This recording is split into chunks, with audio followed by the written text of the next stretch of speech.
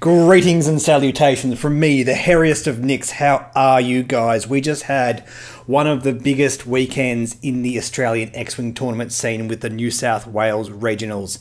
Now, unlike the rest of these videos I've been doing, I'm going to do a much more thorough job on this one. We had a top 16. This was a big major tournament. Rather than just have a look at a few lists that I wanted to highlight, we're going to go through all 16 of these lists, because really a tournament like this is much more telling of the greater meta scene happening here in Australia. Let's not waste any more time. I have a lot to go through, but before I do, I just want to remind you guys that this information is all available for free on the List Juggler website, hosted by the Scum and Villainy podcast. So if you're interested in this kind of thing, go there, have a look, and consider supporting their Patreon. Okay, first of all, as we always do, let's break down some of the stats. The faction breakdown was we had 7 Scum lists, 3 Imperial and 6 Rebel. We actually had a pretty decent showing for Scum. We'll have a look at what those lists entailed in a second. We had 16 big ships, 27 small ships. We had 6 2-ofs, 9 3-ofs, and a 4-of. And the ships that were used was the Skirg bomber with an 8-of, with various Captain Nims and generics and all kind of cool stuff. A whole handful of Lancer Pursuit craft, 5 to be exact, 4 Asajas and 1 Ketsu. We had 4 Sheathpeed shuttles, some Fens, some Ezras. We had 3 Lambda class shuttles, as in we had 3 Palpaces list, as you can imagine. 3 Jumpmaster 5000s, 3 Syndicate Thugs in their Y-Wings, 2 Omega Leaders, 2 Quick Draws, and 2 Crimson Specialists in the BSF-17 Bomber, 2 Miranda Donis, and 1 of all of the Inquisitor, Kylo Ren in the TIE Silencer, Zeb in the Attack Shuttle, a Lothal Rebel in the VCX-100, 1 Kima Gila Fighter with Tirani Calder, PS9 Poe in the T-70 X-Wing, Dash Rendar in the YT-2400, Bosk in the Hound's Tooth, and Lorik in the Azatuk gunship. Okay, that's all the boring stuff out of the way, guys. Let's break down some of these lists and take a look at what's going on. And first up, I just want to take a look at the Scum list because, well, I'm a Scum player and I'm really interested to see what's going on here. A few of these we've seen before. We have this list here by Julian Hood, including the Contracted Scout, Captain Nim, and Tirani Calder. Great to see this one make another cut. Again, Josh Park's list with 3 Skirg H6 bombers and harpoon missiles. Nasty, nasty, nasty. A great way to get lots of harpoon missiles onto the board on a ship that can brawl into the late game. But this one up top here is a new one by Jason Whitaker. 3 Syndicate Thugs with TLTs and a Contracted Scout. This is a bit of a variation on Thug Life, which includes 4 Syndicate Thugs with TLT and Unhinged Astromech. We've cut away the Unhinged Astromech and used the extra points to load up that Contracted Scout with anti-pursuit lasers and an intelligence agent. Adaptability is also great on this list because it can pilot skill match down to a Syndicate Thug if your opponent has massively high pilot skills, and it doesn't matter anyway, but you can in a pinch go up to pilot skill 4. The Contracted Scout in this form with anti-pursuit laser and intelligent agent is one of the few ways it can still contend. Even post-nerf, this is a very serviceable build. But what's probably most telling with these Scum builds is all of these lists here that use Asajj Ventress. And given what we're seeing here, what we're seeing in some other tournaments, it looks like Asajj is very much the big ship of choice for the Scum faction. It's just a case of working out what her wingman is. Used to be Dengar. Dengar Asajj is still a pretty potent list, but of course Dengar had the nerf. Dengar no longer has the Astromech, and that is not completely crippling, but it does knock that build down a peg or two.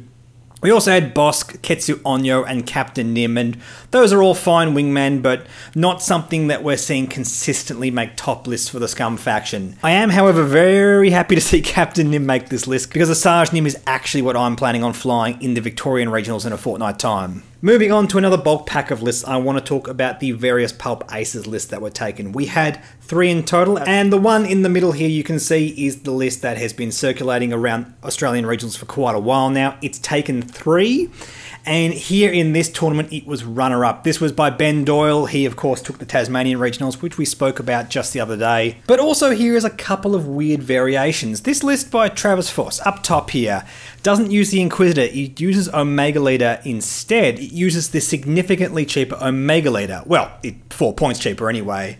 Not usually what you'd sort of associate in this kind of build because it is significantly cheaper. Usually Omega Leader is flown alongside a much more expensive ship like Kylo or Whisper, as we can see down the bottom. But Omega Leader right here, oh, this is fascinating. Okay, so what we got here is a Score to Settle, Com Relay, and Hull Upgrade. Now, I look at this and I think, of course, it had to be one of these really advanced players that picked up on this first. I'm frustrated I never thought of this synergy myself, but what's going on here is we have Omega Leader with a Score to Settle, and it is just utterly genius. Because a Score to Settle is a symmetrical effect where you and one other target ship that you're flying against gets to modify their attack dice to change one focus to a crit result. So we have a free APT, but there's this symmetrical effect.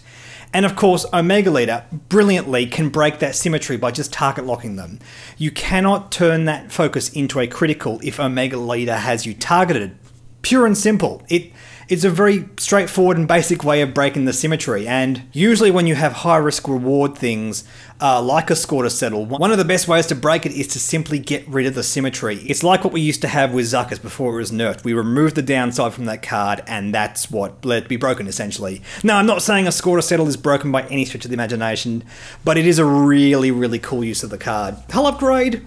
I don't know. I think I'd personally go for Stealth Device myself. But having said that, Hull Upgrade is also going to be good too. If you want to fly this guy aggressively, Hull Upgrade is going to mean he's potentially going to live for one more turn, and that could be the difference between taking one of your opponent's ships off the board before yours, and that can be everything in a match. I also want to have a look at this list by John Haynes here because it is a variation on the classic Whisper Omega Leader PAL bases that we've seen. I've always been very curious about switching out Kylo Ren in traditionally Whisper lists because of course he sits around the same points cost.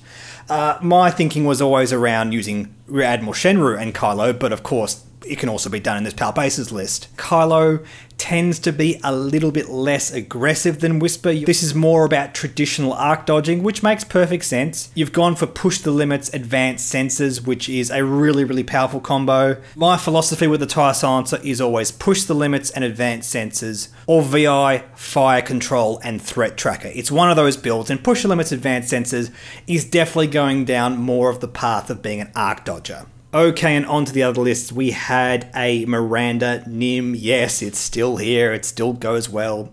This is not exactly the same list as the one that took the WA Regionals that had guidance chips instead of long-range scanners on Miranda Donnie, but yes, of course, this is still a great, powerful utility build.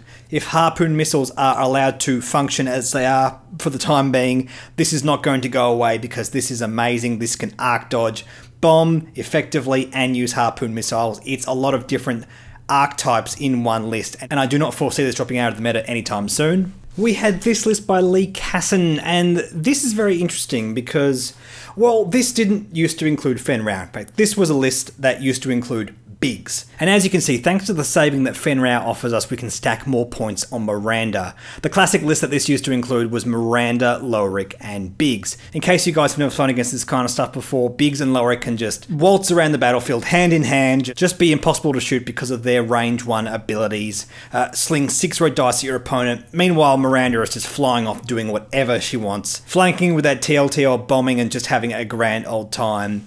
And in terms of how this works with Fen Rao, yeah, I think this makes perfect sense. Fen Rao is capable of locking down your opponent's red dice. He's also capable of stressing your opponent. I could foresee this kind of thing working with Ezra Bridger in the Sheathapede shuttle as well, but Fen Rao is also excellent. We also had this list flown by 2 different pilots.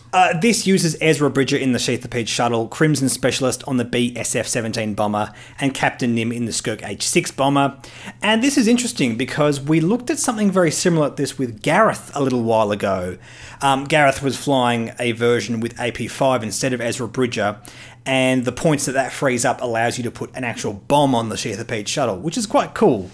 But I really like this combo. I really like Captain Nim alongside the Resistance Bomber. The flexibility of Crimson Specialist's ability means you can get that bomb just in the right spot. Captain Nim means you can hold that bomb in situ and really make sure it goes off at just the right time. It just seems like a really good all-round list.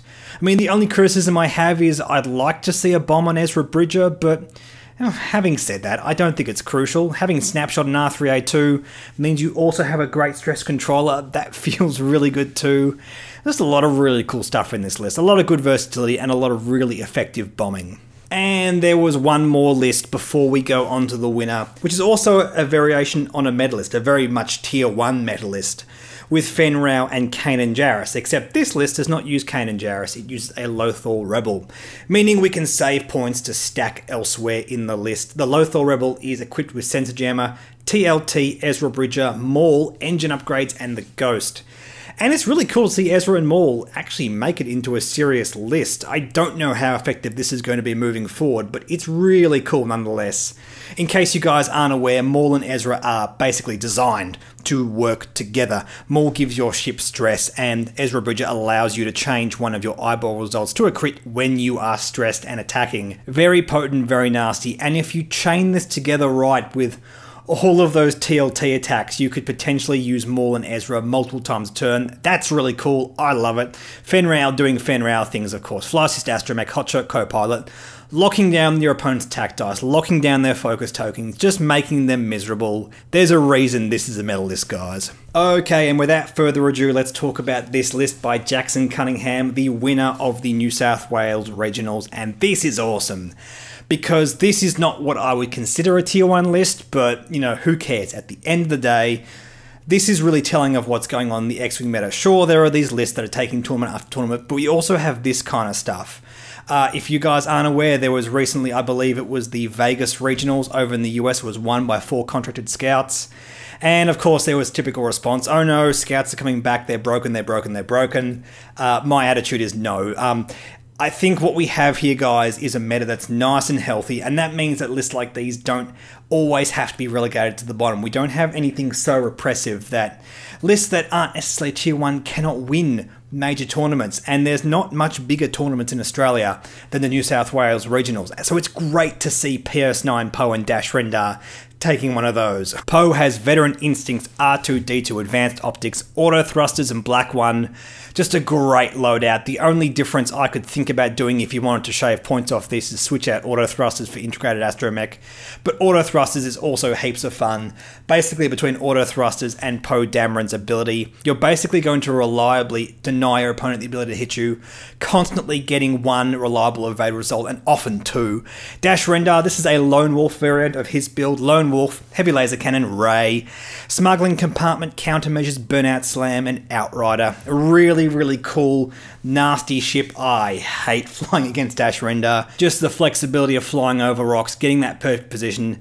He's a nasty ship. He's been very potent ever since his release. I don't think that's going to change anytime soon. And alongside Poe, it's just great to see these guys together. The typical thing we generally see alongside Dash Rendar is Nora Wexley or Miranda Doney, and those are great too. There's nothing wrong with those, but variety is the spice of life, and it's great to see something different making it to these major tournaments, taking these major tournaments. And I love Poe Dash. If I was a Rebel player, it's definitely the kind of thing I would fly. It looks like so much fun to play. It's an awesome list, and well done, Jackson, if you're watching. And thank you guys for watching. In a fortnight's time, we have the other big tournament in this season with the Victorian Regionals. This time I will actually manage to go. I'm saddened that I wasn't able to make any of the other ones, but nonetheless, I look forward to that. It'll be put on by General Games, and they always do a fantastic job.